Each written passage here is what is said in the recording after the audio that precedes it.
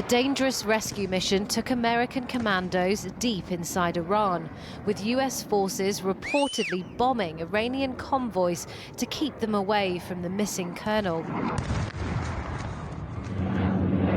His hiding place, a mountain crevice, at one point hiking up a 7,000-foot ridgeline to evade detection.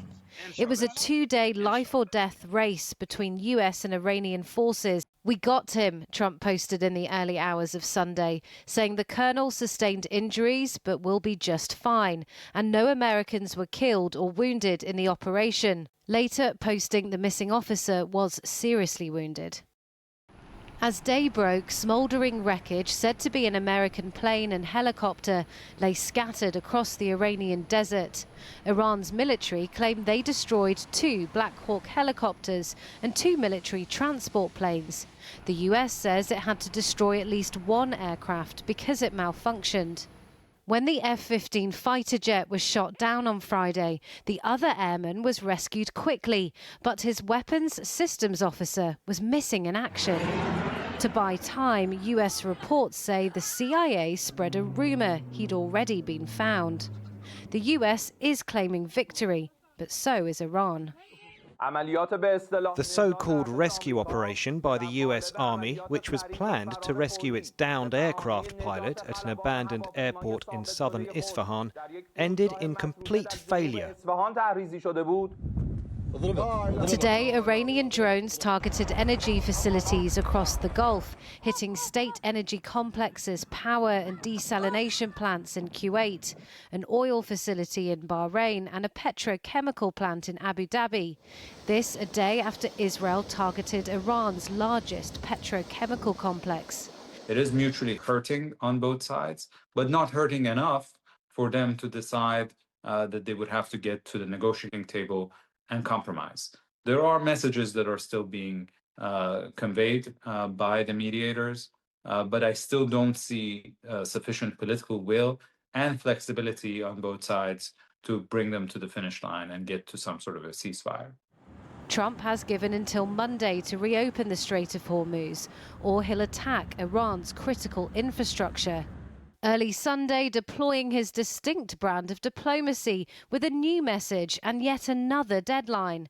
Tuesday will be Power Plant Day and Bridge Day, all wrapped up in one in Iran. There will be nothing like it. Open the strait, you crazy bastards, or you'll be living in hell. In Tehran, they've already hung their catch out to dry.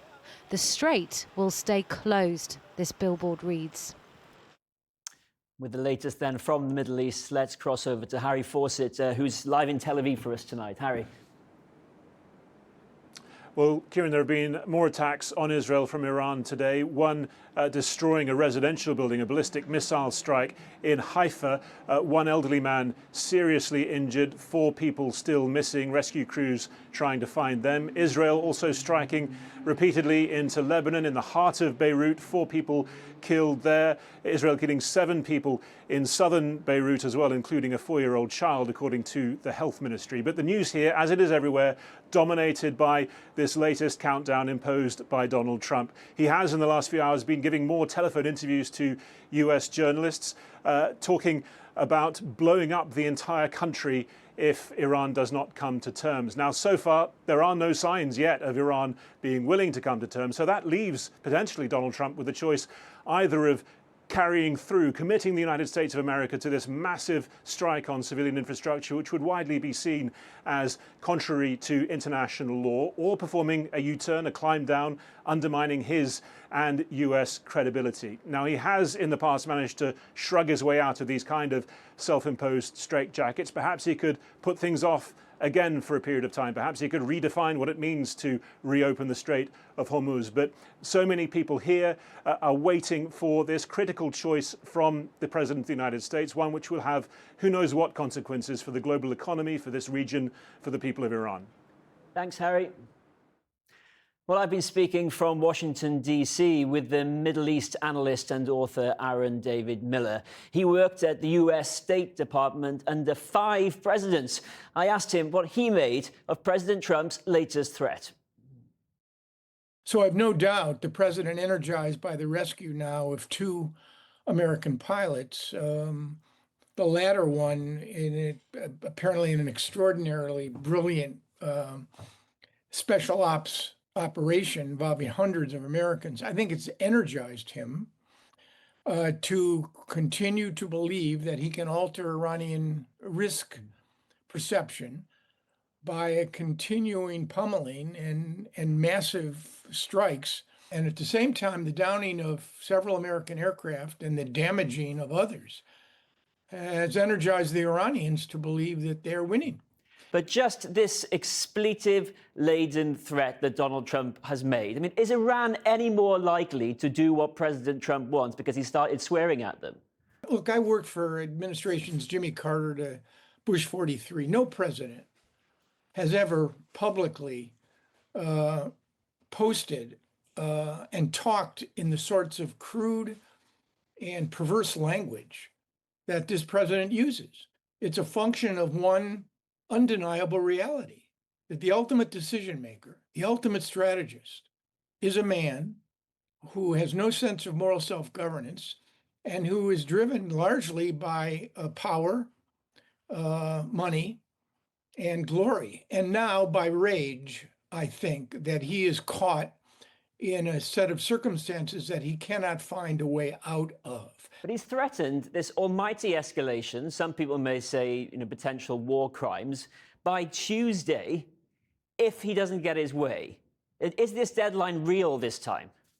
What you'd have to see on Tuesday is a degree of American military power deployed that normal humans, let's say in this case you and I, would regard as a major escalation. In other words, a degree of strikes that are unprecedented in 5 weeks. Now, I would not rule out that they have identified more civilian infrastructure at all, because the regime doesn't care about public opinion unless it's being threatened and demonstrated against, which it is not. So the regime is prepared to absorb any number of strikes. Who do you believe in terms of what actually happened in that rescue mission? The Iranians say they shot down multiple US aircraft. The Americans say they blew up their own aircraft to stop the Iranians getting them. On this one, I would back the Pentagon's narrative, because we've seen this before. You saw it in the raid on Abbottabad to get Osama bin Laden.